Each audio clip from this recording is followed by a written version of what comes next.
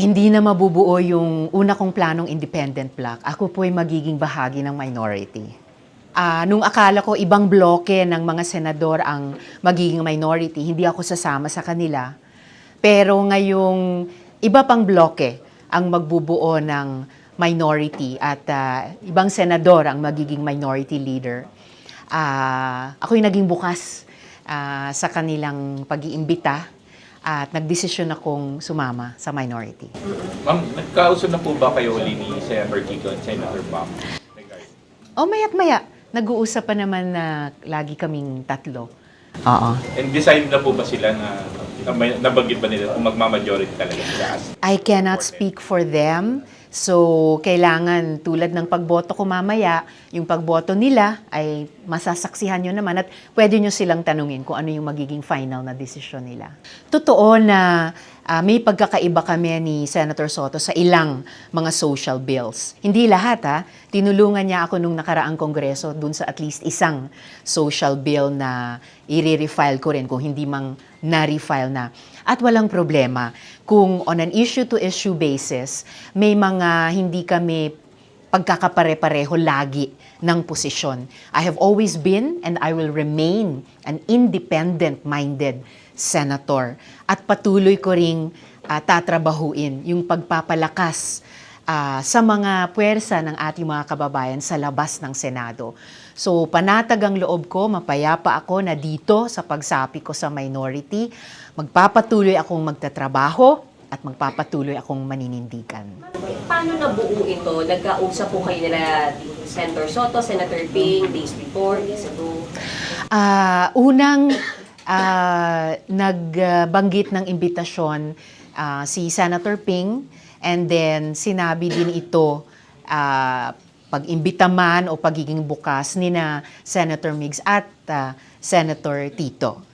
So nabuo po yung desisyon ko sa pakikipag-usap at pulong sa kanila. So generally, ma'am, you are like-minded in this block? We are like-minded sa pag-check and balance. We are like-minded sa pag-fiscalize. Lalo na sa panahon ngayon, ng baha, obviously, ng paghahanda ng buong Senado para sa susunod na budget debates, sa pag-check and balance at fiscalize sa mga importanteng issue. Batay sa rules ng Senado, batay sa tradisyon ng Senado at pati sa mahalagang question ng impeachment. Ma'am, will you push for na ma-reconvene agad yung Senate impeachment court? The Senate Impeachment Trial Court is in session, ongoing ang trial. So yan po ang presumption ko.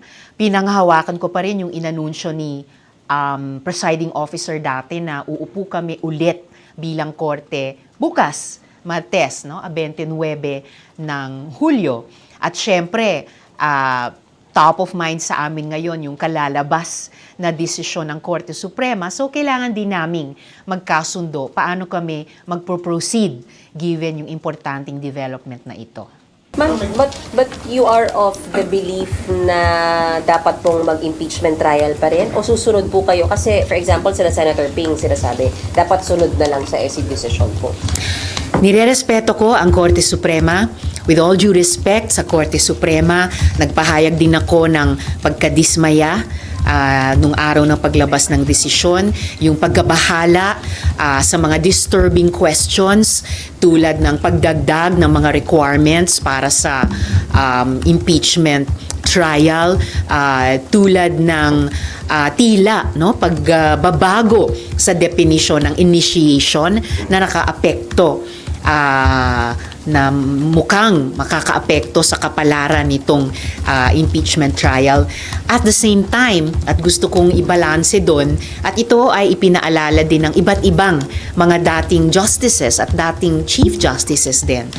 Paano na yung prinsipyo ng solong responsibilidad ng Senado sa ilalim ng konstitusyon mismo na dinigin ang isang impeachment trial? Paano na yung separate at co-equal branches of government at yung pagrespeto namin sa isa't isa? Paano na yung prinsipyo ng karapatan ng mamamayan, singilin ng accountability ng bawat isa sa amin na nagtatrabaho sa gobyerno. So may mga ongoing efforts na balansehin ito. Mga resolution on the sense of the Senate at iba pa. Indikasyon ni Sen. Ping. Based on your reading of the Supreme Court ruling, humirap ba o dumali ang impeachment?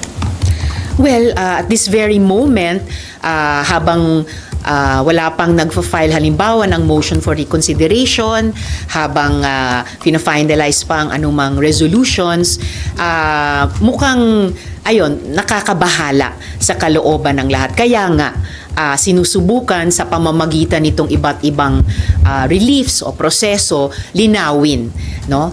Para hindi maging mas mahirap. Kasi mahirap na nga challenging. Marami ng requirements ang impeachment sa ilalim ng konstitusyon. So, nabahala po. Hindi lang ako, yung ilan sa amin sa recent decision. So, susubukan namin linawin ang mga bagay-bagay para at least yung mga binanggit ko mga prinsipyo kaugnay ng iba't ibang branches of government at kaugnay ng ating mga mamamayan ay hindi lalong mapahirap. Hindi naman mapadali dahil hindi naman madali ang anumang impeachment, pero at least malinaw na maitaguyod. Pero talagang in your reading, mas mahirap siya. I think yun yung sense nung mga nagpapahayag ng pagkabahala at yung sense ng mga grupo at individual na nagko-consider or magsasagawa ng kanyang mga motion for reconsideration at saka resolution na kung humirap ay humihingi ng kalinawan para yung at dapat lang naman na hindi madaling proseso ng impeachment ay hindi maging mas lalong mahirap.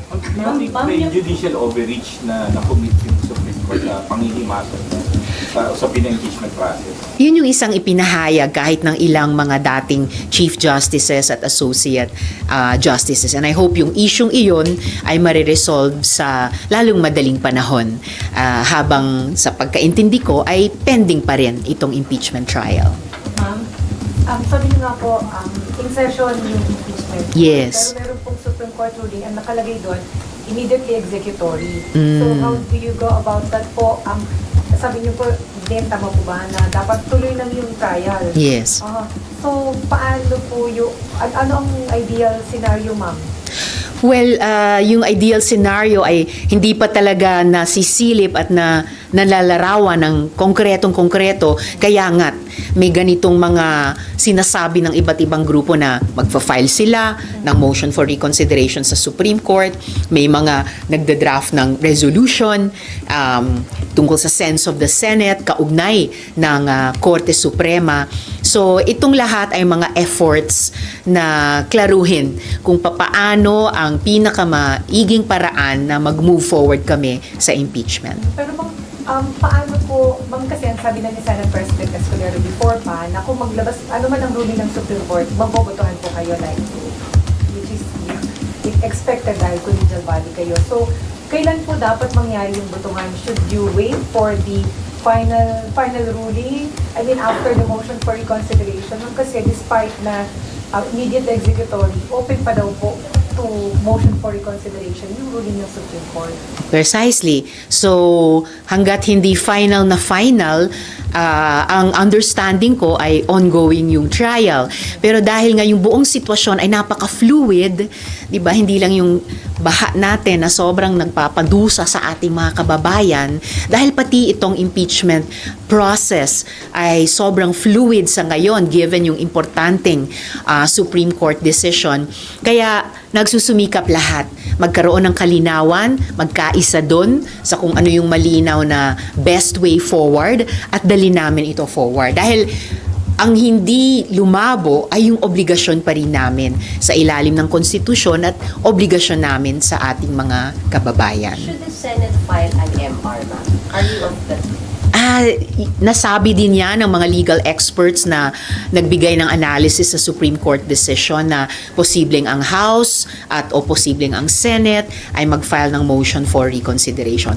Wala pa akong naririnig dito sa mga kasama kong senador na nagsusulong na maghain kami ng MR. So, but that's always in the realm of the possible. So, tingnan natin ano yung mapag-usapan at mapagkasunduan naming way forward. Pero kayo, ma'am, will you move na mag-file kayo ng MR? I'm not yet at that point right now.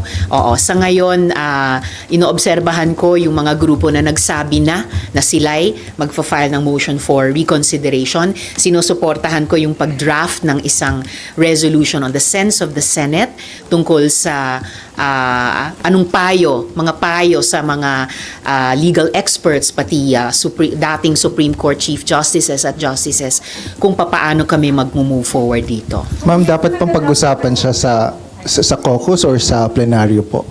May nanawagan na. I think nanawagan na si Senator Bam na mag-caucus daw kami. And for me, that would be a welcome development.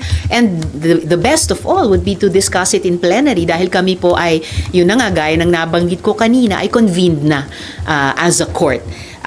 Pwede ring i-discuss in plenary ng Senado as a legislative body. Ma'am, sino po nagda-draft ng resolution? And ano yung direction ng resolution?